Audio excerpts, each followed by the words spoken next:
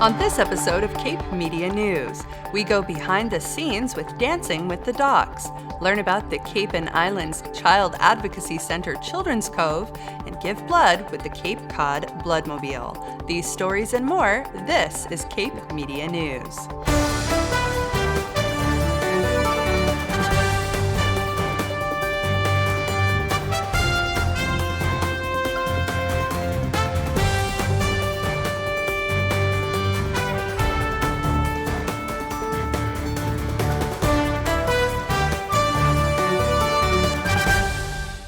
Welcome to Cape Media News, your local authentic newscast for Cape Cod. I'm Gabrielle Rawson. Thank you for joining us. Well, it's an exciting time to be a young filmmaker on Cape Cod. The Wellfleet Preservation Hall has announced its first annual Wellfleet Youth Film Festival, a showcase for filmmakers between the ages of 8 and 18. The festival is currently accepting submissions in 4 different categories: narrative, animation, documentary, and music video, and they can be submitted now through March 31st. Selected films will be presented in May at an awards ceremony red carpet party. To learn more about the Wellfleet Youth Film Festival or for guidelines, visit wellfleetpreservationhall.org or call 508-349-1800. Did you know that hospitals on Cape Cod perform more than 8,500 life-saving blood transfusions each year? It's estimated that at least 10% of everyone who enters the hospital will need a blood transfusion. But keeping up with demand can be a challenge. That's why Cape Cod Healthcare created the Bloodmobile, a collection facility on wheels that can hold a blood drive just about anywhere. Reporter Emily Tulloch visited them at the Hyannis Youth and Community Center last week, where they were collecting blood to learn more about the importance of donating. Did you know donating blood burns calories, improves your cardiovascular health, and saves lives? 1 in 7 people that enter the hospital need a blood transfusion, but without donors, it's hard to keep up with the high demand. The Cape Cod Healthcare Bloodmobile makes donating easy. Behind me you see our Bloodmobile. Our Bloodmobile is a mobile vehicle that we can bring to locations here on Cape Cod that host blood drives and support the needs of our patients. We're up and down the Cape Cod all week long. We run 4 blood drives a week, and we also have a blood donor center. It's the Nicholas Giuxaro's Blood Donor Center at Cape Cod Hospital that's open Monday through Friday from 8 to 3 and on select weekends as well. Cape Cod hospitals perform more than 7,500 transfusions per year, and 1 pint of blood can save 2 lives. Donations through the Bloodmobile stay local to meet demand. There's a tremendous need for blood products here on Cape Cod. In fact, we need to collect around 8,500 units of blood annually to support the needs of our patients here in Hyannis at Cape Cod Hospital and at Falmouth Hospital. All the blood that we collect through Cape Cod Healthcare all stays here on Cape Cod and is used to support our patients in need at our hospital here in Hyannis and in Falmouth. George Noonan, program coordinator at the town of Barnstable, hosts the Bloodmobile at the Hyannis Youth and Community Center throughout the year. I've spoken to Jonathan a few times about having the Bloodmobile here. We try to do a couple times a year. Different times a year, we try different times. Around beach sticker season, we try to get here a couple times earlier in this beach sticker season to try to get some of the folks who are summer residents to come down here and give blood. And this time of year, maybe more of the regulars and the locals. If you've never donated before, there are only a few requirements you must meet. In general, you need to be at least 17 years old to donate. 16-year-olds can donate if they have mom or dad or a guardian sign a permission slip. There is no upper age limit to donating blood. As long as you pass our criteria, you're eligible to donate. And you need to weigh 110 pounds and feeling healthy the day that you donate. It only takes 45 minutes of your time, and you're truly helping save lives here on Cape Cod. Very important right now for us to help out our friends and our family and our neighbors and everyone in our community. And this is a quick, easy way to do it. For more information on donating blood, visit capecodhealth.org. In Hyannis, for Cape Media News, I'm Emily Tulloch. And 100% of the blood collected by Cape Cod Healthcare's Bloodmobile stays right here on Cape Cod. If your organization would like to host a blood drive, or if you'd like to donate blood, you can find their schedule online at capecodhealth.org or call 508-86-BLOOD. Up next, we visit the Children's Cove in Hyannis.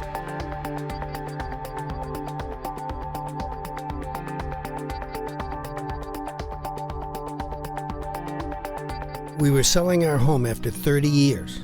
Amazing how much stuff you can collect in your basement over time. So many things we wanted to keep, but even more we had to part with or throw away. As I was sorting through things, I came across an old glass jar of elemental mercury. I didn't even remember where or why I had it hanging around, but I knew I didn't want to throw it in the trash. Elemental mercury, mercury-containing items, and other hazardous materials can accumulate when we don't know what to do with them or how to contain them safely.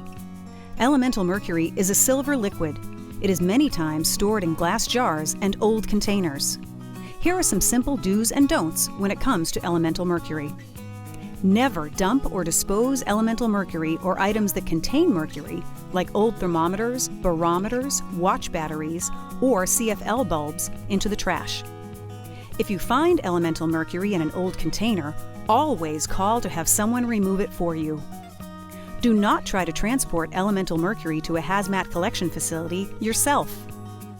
Always ask if what you are throwing away might contain mercury or be hazardous. Go online or contact your city or town to find out what type of mercury collection program is available to get the right assistance with containment. Our new living situation will change, but our love and concern for the environment will always be the same. It was easy to take a moment and do the right thing and make a difference.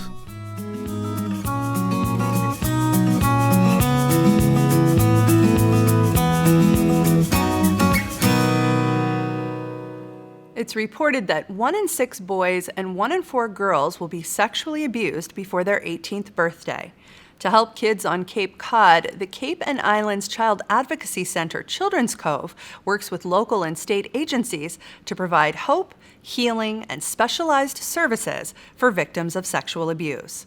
To increase public awareness, Children's Cove also recently announced the expansion of their Teen Task Force, a high school volunteer program that educates and empowers youth.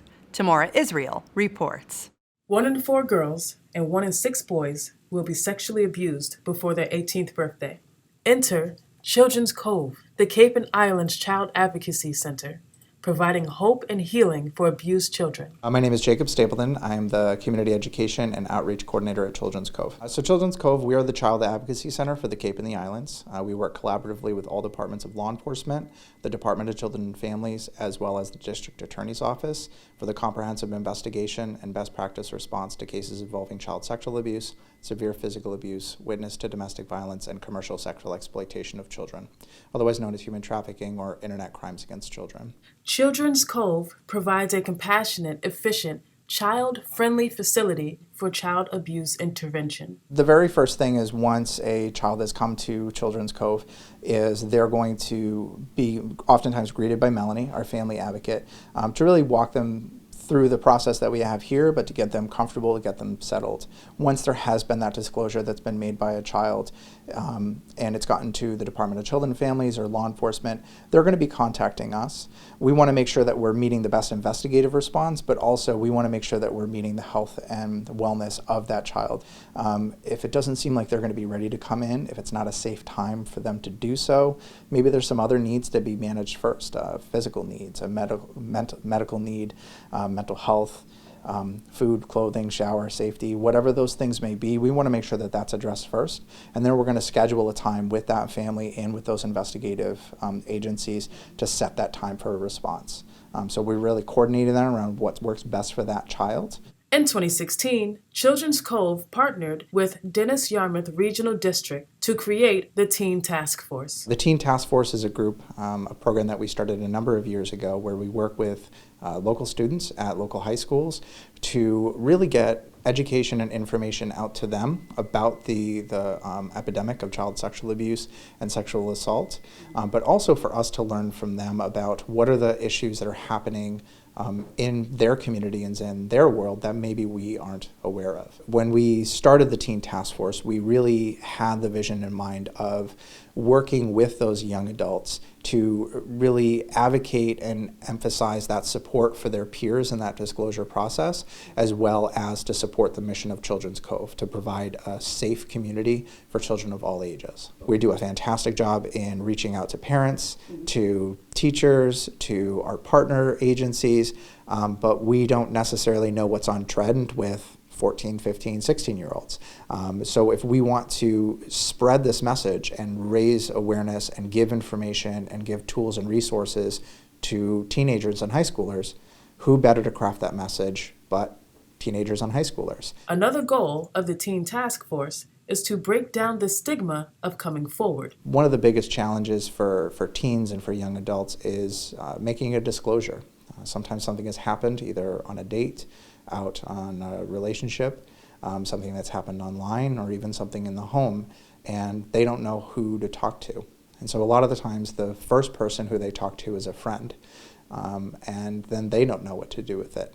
We're trying to educate and empower students that if something has happened, or if they hear about something that has happened, about how they can make that disclosure, how they can get help, and what is that actual process going to look like. There's such a stigma about talking about sexual assault and child sexual abuse. We're trying to kind of break that stigma and bring that conversation more mainstream to help people and change some of those statistics. To learn more about the Teen Task Force, Children's Cove, or to volunteer, visit their website at childrenscove.org. In Barnstable, for Cape Media News, I'm Tamora Israel. If you'd like to learn more about Children's Cove, you can visit them online at childrenscove.org.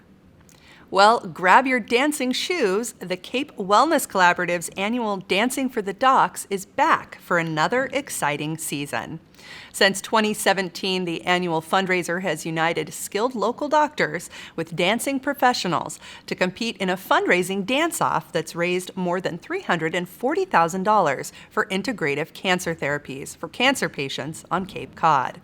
To learn more about what goes into preparing for Dancing with the Docs, we went behind the scenes with 4 local doctors and their partners. Emily Tulloch reports.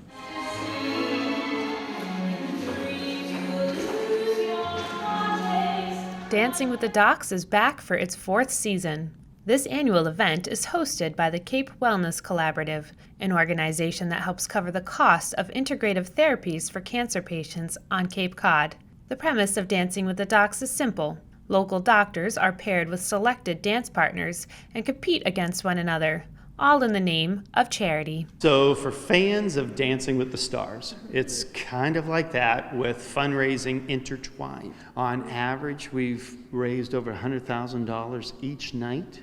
It's the major fundraiser for Cape Wellness Collaborative, and they have helped, I want to say, close to 700 people. There are 9 doctors competing this year. They are assigned a different style of dance and have under 90 seconds to perform. Cape Media News went behind the scenes to get an inside look into the rehearsal process and the obstacles the doctors and their dance partners overcome before stepping onto the stage. So we rehearse once a week. Towards the end of the rehearsal process, or when we get closer to the event, we might rehearse a little bit more. I didn't realize really what goes into dance, and I have a greater appreciation for that for sure. And I think the other aspect that's a little more challenging is just our schedule. It's hard to sort of fit in as much dance as you would like to for this competition with the constraints of our career. We paired up in September. We danced for 5 months straight, and we've been dancing probably twice, sometimes 3 times a week from September, and now we're 3 to 4 times a week right now. It has become a bigger engagement than I actually thought it would be. It's a lot of time. It's a lot of effort, and really it's a lot of brain space that I didn't think that I needed to have available. Yeah, I think the greatest obstacle has been time, and having enough time to do to make it as good as I would like to see it, as we would like to see it. People have different processes, and some, I think some other couples, they work a lot on technique first and then they do choreography, which is totally a fine way to do it. Our process has been more to try to nail the choreography and then back it up into technique. For many of the participants, Dancing with the Docs is a chance to get outside of their comfort zone, try something new, and raise money for a good cause. I'm not always able to give as much monetarily as I can. So I think that if we all have a talent that we can give to help, raise some money in other ways, then we should do that. I am participating to support CWC Cape Wellness Collaborative. It's a fantastic cause that supports so many people in our community with what they give back, and so I'm happy to dance for that cause. It's just a great organization. Love donating my time to it. The reason that I'm doing this is my mother had passed away from cancer many years ago, and they just approached us, and it was a perfect fit. I think it's a great cause. I think it's really great fun, and I can still have fun at my age. Dancing with the Docs Season 4 takes place on February 29th. For tickets or more information, visit capewellness.org/DWTD. For Cape Media News, I'm Emily Tellick. Since 2015, Cape Wellness Collaborative has helped nearly 700 Cape Cod cancer patients access integrative cancer therapies entirely free of charge. To learn more about their work or Dancing with the Docs, visit capewellness.org. Up next, Cape Media News takes to the streets to find out how you celebrate Valentine's Day.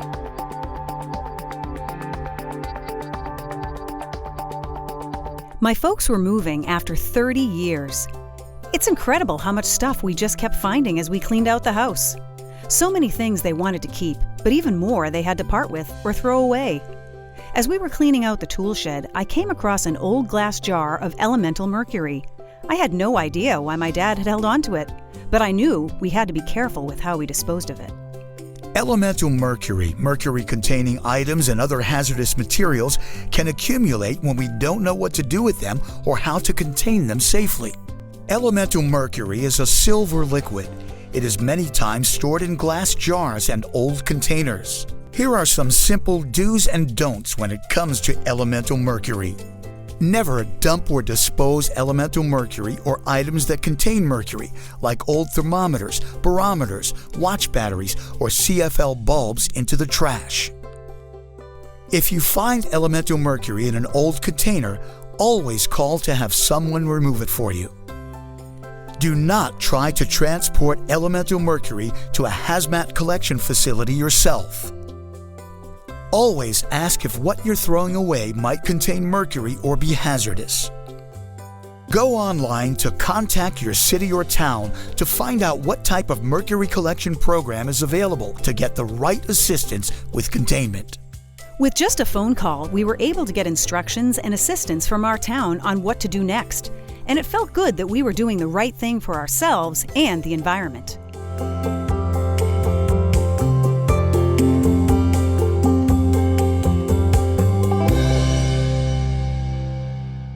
Welcome back to Cape Media News. I'm Gabrielle Rawson. Well, today, Friday, February 14th, as I'm sure many of you know, is Valentine's Day. But did you know that the National Retail Federation predicts Valentine's Day sales will jump by more than 30% from last year?